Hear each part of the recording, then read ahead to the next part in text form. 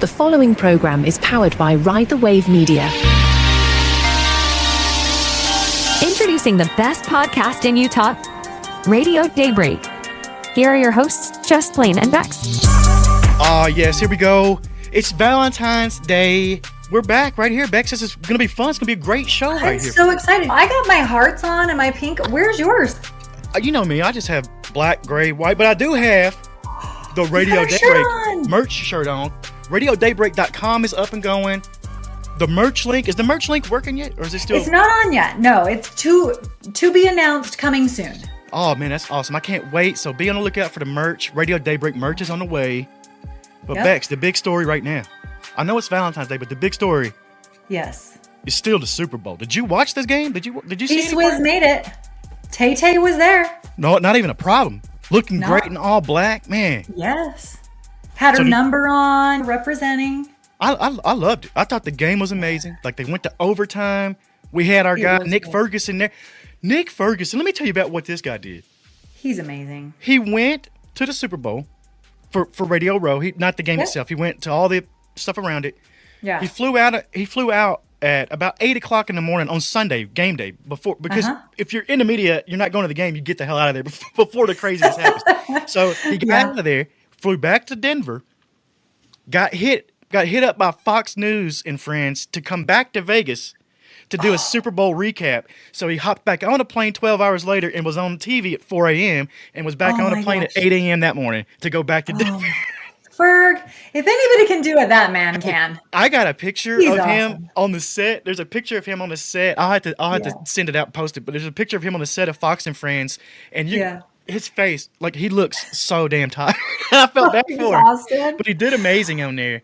Oh my gosh. It was great though. Great. But hey, with all the T-Swizzle and Travis Kelce talk, love is in the air. Love is in the air. It is Valentine's Day. What's your favorite place to go for Valentine's Day, Blaine? Well, I just took an anniversary trip. It was me and Lindsay's. Well, our anniversary is coming up this week. That's true. But because of Valentine's Day, we always have to go either side of it to not have to pay those crazy rates. We literally got an Airbnb for about less than half of what it would have been this coming weekend. So we went to Moab last weekend. That's the first time down there. You have not seen Moab yet. And that's not the last time. I guarantee that, because what did you think? It was like another planet. Like, and here's the thing is, me and Lindsay got married in Iceland. So we've seen some places, but to go to Moab was insane. Like, it was crazy. What's a place that you like to go that's romantic? Like, what's your spot? Here in Utah? Yeah. Did you limit me to Utah? Because I would say Italy, of course, but I bounced over to Italy last. That's right. Can you get more romantic than Italy? I don't know. Very true. Very true. Well, you know what? Before we go any further on that, we got to bring in our Valentine's Day expert. We should. Brenda Kradolfer, the host of The Restored Wife right here on Ride the Wave Media. She's a relationship coach. Brenda Kradolfer, coaching.com. That's Cridolfer with a K, Kradolfer. Excellent spelling. You get it all right there, Brenda? Wow. Yes, I'm super impressed. Brenda. Hey, I don't have anything with Brenda. That was off the top of my head. That's pretty good, right? That was not bad. That's amazing. So Brenda, it's like it's your last name. Yeah, right? So, Brenda, listen. You're the relationship coach here. You're the expert. So where do you think one of the most romantic, what's a couple of romantic places here in Utah, and then we'll go international, Bex. We'll let you say Italy. Okay, all right. All right. So we live so close to Park City, right? That's like our go-to. If we just need a weekend getaway, Park City is magical. There are so many different style hotels even. Like, we've been to some where it's like, wow, we feel like we're in Europe. And then others that are just like homey and warm. And Park City is a great place. I love Park City. You know what Park City? Park City makes me feel like when you're in Park City, it feels like you're in a snow globe. Like, it's just you're in your own little bubble. It's nothing outside of that, and everything you need is inside of that. But Blaine, here's the thing that we really should talk about with our listeners, because people think, oh, Utah, greatest snow on earth, Park City's beautiful. And yes, they've got more snow up at that elevation currently, right? It's February. Yeah. But we like to go for romantic getaways even in the summer. And that's kind of the little secret, best kept secret is Park City in the summer is beautiful. If you're like keeping that romance through the year, head up in the spring, summer, fall. It's beautiful. I love that idea. Yeah. And on the opposite side of that, go to Moab in February because there was no one there. It's off season, and we got told by a lot of the places were closed because it's off season. It literally said closed for the off season. And we talked to some of the locals around there, and they said we love this time. This is the time that local people get to enjoy that place and local Utahns. But it was amazing to be able to go to that and drive up to the Arches National Park and literally see the signs that say 1 hour wait from here, and we're just cruising. We're the only car there. Like it was just cruising through. I loved it, but that was it was very intimate to be able to do that in an off season because it took away the hustle and bustle of people everywhere. Wow, we didn't have to work. We were taking photos. Like all of our photos, there's nobody in our photos. There's nobody out there. Oh, that is romantic. You know what, Lane? That wouldn't have been on my radar. So but it's also a little bit scary. It's also a little bit scary to be out there in the middle of nowhere with Lindsay because you never know. She could snap on me at any minute. So she could Lindsay on here. I think Lindsay needs to talk about You're in trouble. Oh, hey, I'd love to do that. I'd love to do that, man. But so romantic places. What about outside of Utah? Well, let's not go for Hawaii and I gave you my listen. Don't you be knocking. You see my Hawaii signs back here. I know. I love Hawaii, but I want to go. I wanted to talk about like a hidden secret. Do either one of you have a hidden romantic secret place there is that not a lot of people know about, or? I don't know about hidden, but like, or you don't want to tell it. Yeah. Go ahead, Brenda. There's a lot of little, just cute towns around. Like, we just go over to Colorado, I think, too. And there's like a lot. Like, we have so many national parks, which is amazing. Yeah. We went on a trip once. I wanted to go to Uri, Colorado. It's like this little tiny town. They call it the Switzerland of America. And that was like one of our little romantic getaways, was doing some slot canyon hiking. And they're like, that's about 6 hours from here. So it's a good little drive, but that was part of the fun. Like, I love road tripping with just my husband. Yeah, that's awesome. That's awesome. So, that's the best way to be, right? Do you grab a map, or do you just get in the car and point it one direction and say, let's roll?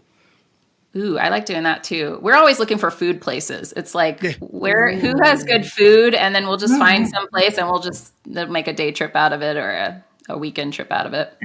I love that. What about you, Blaine? Do you have any top secret places that you like to head out to? Oh, I just like it right here in the basement. This is my cave. No, I like it. Honestly, yeah, right. Honestly, Iceland, that's one of mine. That was amazing. That was a whole other experience over there. Lots of movies get filmed over there. Lots of the places that we go, movies get filmed there. TV shows and movies are always filmed in all these locations. Okay, so I have to pick your brain a little bit because I know you're from California. Hollywood, right? LA, you've lived there.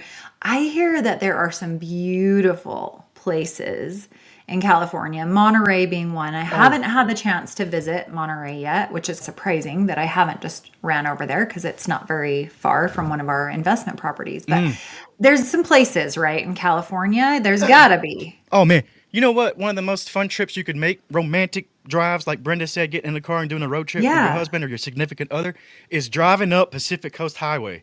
The entire, oh my gosh. I haven't done that. I would love to. That's so fun. Don't be in a hurry. Don't be in a hurry, because it'll say it's going to take maybe 6-7 hours. No. It's like 12. Like you're hitting. Take your time. Take your time. Enjoy it. But you're literally I like Brenda's idea where I can just like plan it around food. That makes me happy. Like, where's my first stop? Like strawberry stands and the produce stands on Pacific Coast Highway. Yeah, you got to make time to stop some of those on the way. So you're saying worth it. Do it. All right. They got the Strawberry Festival up there. They got a Strawberry Festival up in, I don't know, one of those towns on the coast there. Not the same as the Humboldt, Tennessee Strawberry Festival where I'm from, but. Okay. Oh, yeah, that's the only Strawberry Festival. That's the real one. We might need to hear about that. Hey, Utah, speaking of little quaint places, have you been up to Bear Lake yet? No, I have not. I have not been to Bear Lake. So they have the raspberry days up there. Oh, That's right. Gotta okay. go. Well, And that is beautiful. now that we're on the topic of food, what's Yes. some Valentine's Day like? What's considered a Valentine's Day treat? How about that? Oh, Chocolate dipped strawberries. That's a one that's always a I gotta go-to. ask you guys, are you Yeah. fans of chocolate dipped strawberries? I'm still like on the fence about chocolate dipped strawberries. Yeah, chocolate and Oh, I fruit for know. me is like a little sketchy. I feel like I've grown into it. It's like I'm supposed to like these. So I've Yeah, developed a taste for this chocolate dipped strawberry, but I totally get where you're coming from. Like, I'm right. not sure about this. To me, it And the depends on the textures chocolate. are so different because you get Mhm. Hmm. that hard, chunky chunk like Yeah. chocolate, whatever I'm trying to say, and then like the soft strawberry. And I'm like, I don't know if it's a texture thing that it's just not jiving for me. But all Yeah. right, what were you gonna say, Blaine? No, I was just gonna say it.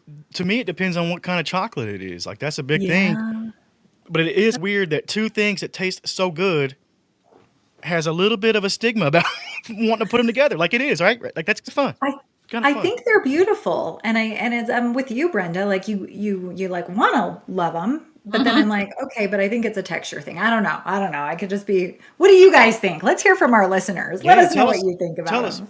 Well, what about this? What about this? If you had to choose on Valentine's Day, do you do chocolates or Oh, or something else? Something else I'm not thinking of. So, which one? hmm. Which would you rather have? Like a dark chocolate and like, but with nuts, like dark chocolate nuts. Brian Mm. knows that's my love language. Like dark chocolate, yes, please. But here's the thing about my husband. He is amazing. Can I just say that? We don't talk much about my significant other because he's a little bit shy. I love Brian. But when he surprises me with flowers, let me just tell you this. You're going to learn a little tidbit about me. Grocery store wildflowers are my absolute favorite because you're Really? out and about. It's like random occasion. He brings flowers home. He was thinking about me when he was at the grocery store, and nothing means more to me than that. Like Mm. just the little $10 grocery store flowers, wildflowers, they are my absolute favorite. It tears me up every time. I love that. So it's not even the Aw. flowers. It's just the thought that he was thinking of you. I Totally. love that. What about you, Brenda? Chocolate or Yeah. flowers? Ooh, I'm the same as Bex. I love dark chocolate and nuts. Like that Yes. combo is so good. I don't always Mhm. meet people that are like on that, but yeah, that's my favorite too. I really Totally love fair, girl. flowers though too. Flowers. What says I love you better than flowers? But I know some women are like, no, they're just gonna die. I used to Oh, be they that already way. I was are. like, don't give me flowers. They're just gonna die. Like I'd rather have a house Mhm. plant or like something that I could use. And I didn't always appreciate like some of these small gestures that my husband would do, and then he'd stop doing them because I was like, Mm. Oh, want. But I yeah. love Bex that you brought that up. Like, it's the thought behind it that just like lights you up when he brings home those Totally. flowers. Yeah. There's It's Blaine, what something do I you had do to for learn. Lindsay? Lindsay doesn't like Yes. flowers. She said, "Don't give me something dead. I don't want it. I don't want Yeah. Yeah. flowers." That she's Okay, that what's person. what's her love language? What does she like? Oh, We'll little put little stuff, little yeah. toys, little knickknacks, like just little things that are like cute or whatever, or had some kind of sentimental value. Or honestly, I could give her a rock. Like, like if it came from Yeah. me, to me and her, if it comes from each other, it doesn't really matter what it is. Like we're good. Mm. We good. Oh, We're happy about it. So, that's sweet. what's the That best gift you guys have ever gotten on Valentine's Day? That's a hard one, huh? mm. That is a hard one. Because a I was gift just could be physical, it could be a experience, Yeah. it could be a whole lot of things there. Yeah, I don't know that I have an answer to that one, Blaine. You've stumped me. What would be a good gift then? What would be Bex outside of flowers? What do you Mhm. guys consider a good gift for Valentine's Day? So again, you're going to learn a little something here. My husband and I are not big on the holiday like gifters. Yes, yes. So my husband's love language is gifting. I think you and I have talked about this, Blaine, and Oh yeah. it made me very uncomfortable. Not even kinda, very uncomfortable receiving gifts from him because that's not necessarily my love language. But then I realized like how that crushed him, to your Mm, point, Brenda, when I didn't appreciate necessarily the gifts. Like I would be worried about the cost or like yeah. the time that went into it and he's like, would you please just like, I'm giving you this because I love you. And then me receiving it and my reaction is a huge part of that because that's how he's showing me love. Right. So back to your point, he is very good at that. And I've had to learn to be a receiver of that for his love language, but it's not necessarily on the holiday. He's usually an off holiday, random times, don't really go out to dinner on Valentine's Day itself. It's in and around it or throughout the year. So I like that. yeah. What about you guys? I love that too. And my next thought is I think the best Valentine's gift you can give someone is to have zero expectations around Valentine's Day. Here we go. Now we're really loaded holiday, and there could be a lot of disappointment and things going on. People have expectations around what they want to receive or what they want to give and how it's going to be received. And so that's been a huge blessing for me, is just learning to let go of all my expectations around gifts and gift giving and love languages. And like, I love that you were able to shift that, Bex, and be like, okay, like this is how he's showing his love. Like that's a gift, even if the gift isn't quite what I had in mind, but yeah. I love, we just got advice from a relationship coach. Now we're talking like, Brenda, this is up Brenda's alley. I love that.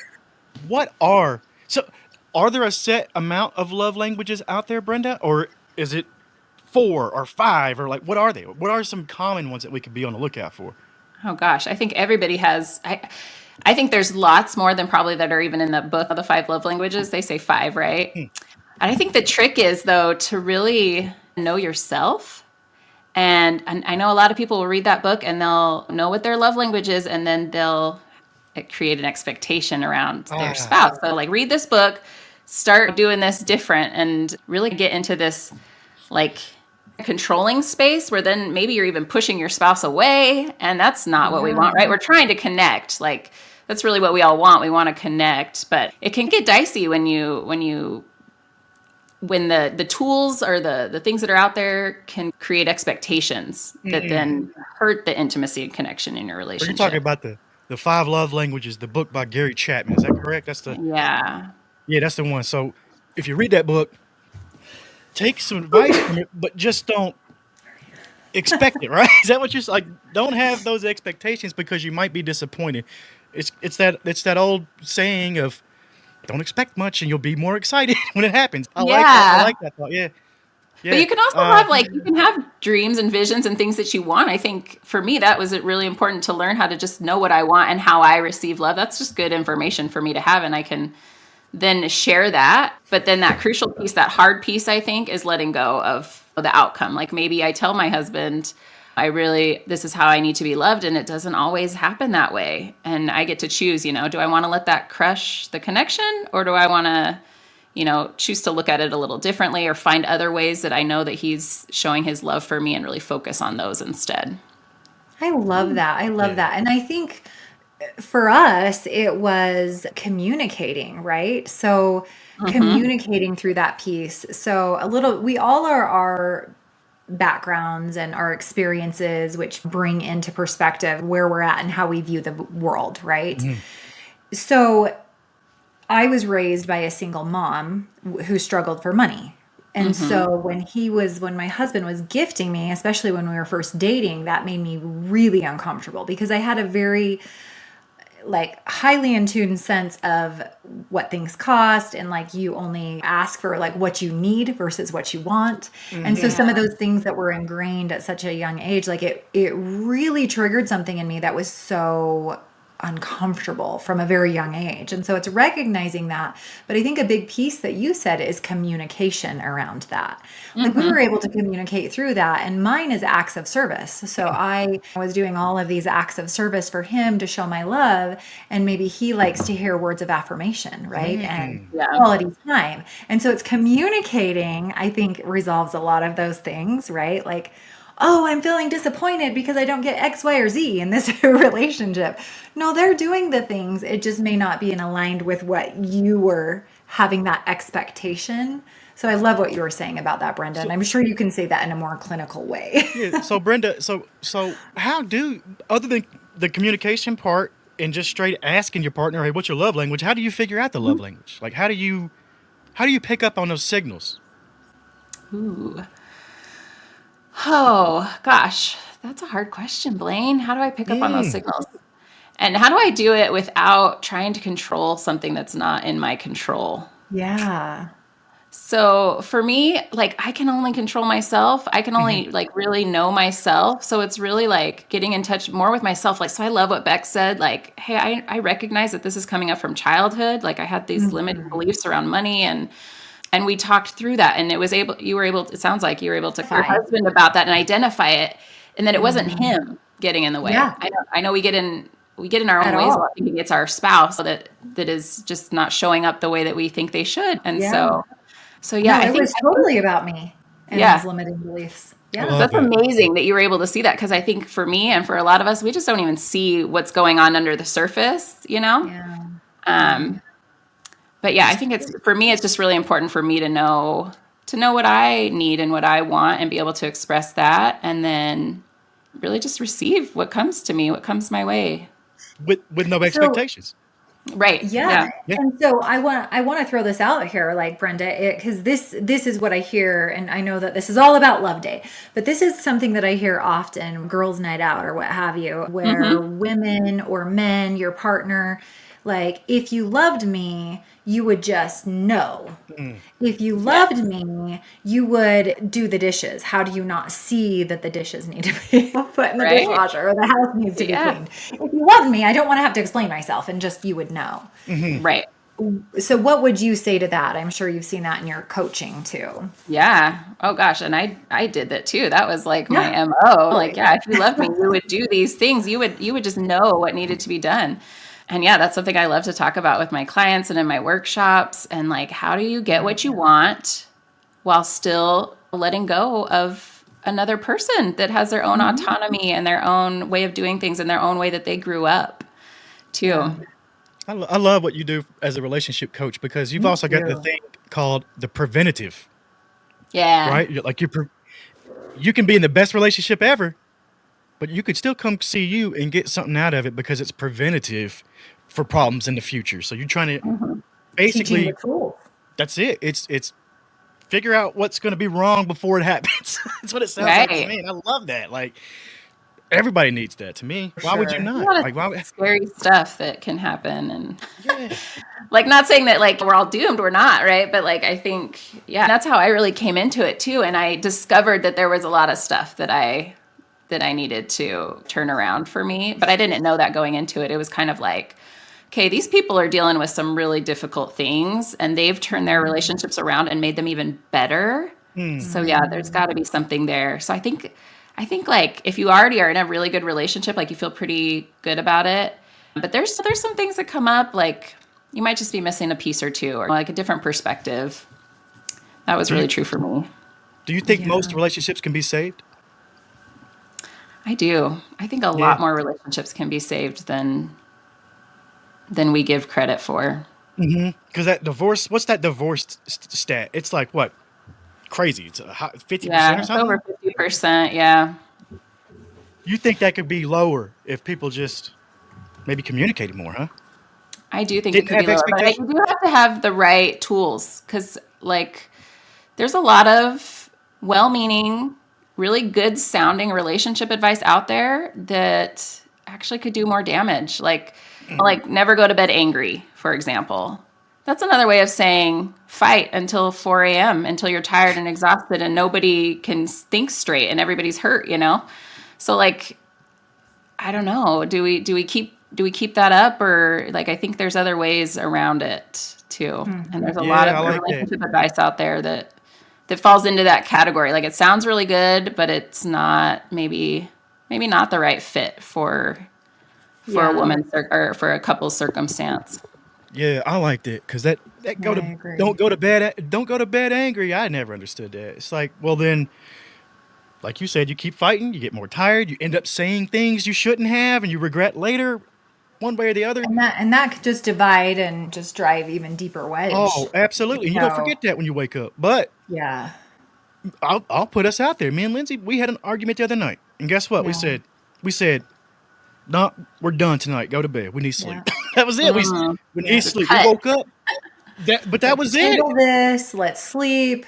For me, I better be eating. Don't catch me when I'm hangry. That's it. You woke up the next morning, didn't say a word, hugged it out, and that was it. Oh, But if we would have went to bed mad, we'd have fought all night. Would have been more mad, more. I get that, Brenda. That's one I never understood either. Don't go to bed angry. I know the sentiment. It's, well, you might not wake up. Well, come on, we're not thinking that way.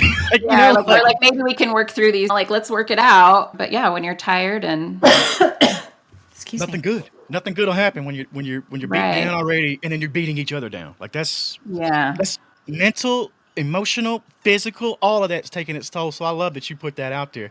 I got a big question for you. Is love blind? Oh, do you watch that show, Blaine? No, I don't, but I've heard good things. That's my guilty pleasure show. I didn't know that about you, Brenda. I know. Let's dive in. Hide it, but you guys just brought it out in the open, so here we go. Is love blind? Oh my gosh. I don't think it is. This is just my personal experience, but I met my husband in one scenario. We were working together and we could not have any kind of relationship with each other. We just knew each other and we started liking each other and then separate ways. And then we hooked up again later and just on the phone because we were living in different states. And I had this mental image of who he was. And then we're talking on the phone and it's a little different because it's after this experience that we had together. And then the first time I saw him, even though I liked him and I was like on board, like I was like, yeah, let's see where this goes. And the first time I saw him, he did not look like this picture that I had in my head. And he looked so young to me. He was already a little bit younger than me, but he looked like he was like 14 kind of a thing. And I was like, I just couldn't get over that. Like that was really hard. It didn't take too long before we're just talking when it comes back. But like in that moment, my love for him or my feelings for him were blind. Like they'd gone out the door because it wasn't matching up. And then I see on the show too. Yeah, where like it's an adjustment. Like there's something about, I think there's aspects of it. I think parts of love are blind, can be blind, should be blind. But if we're just talking about like the basics, like love is blind. I think physical attraction and all those things are really important in a relationship and can change. Like it's not like you're stuck in one version of yourself or one way that you look. I think that can grow and change too. I think it will. I think you always always evolve, really. Like it should always evolve. Yeah. So what do you guys think? Is love blind? Can you shut off? Maybe. I don't know. I know I might revise my answer later after I think about it some more. Yeah, I don't know. That is a tough one, right? Like that is pretty tough because I'm going to hear from people out there talking about. Yeah, we should ask our listeners what they think. Yeah, I'd love to do that. Big loaded question. Big time loaded question. And you know He's what? throwing all the hard ones at you today, Brenda. My gosh, Blaine. I love it. I want everybody out there to have a good Valentine's Day with their significant other all the way through the rest of the year. I've heard Single Awareness Day and go have fun. Go have fun with your singles too. Yeah. Oh yeah. Yeah. But huge advocate for that. Me too. Making yourself happy. Where can we find you, Brenda? It's Brenda Kradolfer coaching.com. Where else? Yep. On Instagram, I'm just at Brenda Kradolfer. And you can come check out my new podcast, The Restored Wife. I love it. I love that. Right here on Ride the Wave Media, right? Yes. I love that pod. I'm getting good feedback on that pod. Yay. She texted me. Brenda's so funny. She texted me not that long ago. She's like, are people actually listening to this? I was like, yes, they are. Yes. Brenda's the quiet one in the room all the time. And then, Bex, I don't know if I've ever told you this story, but when we were getting ready for Brenda's podcast and we were picking out music, right? Yeah. She says, I don't know if you've heard this song or not, but I'm going to play it for you. This is what I was trying to go for.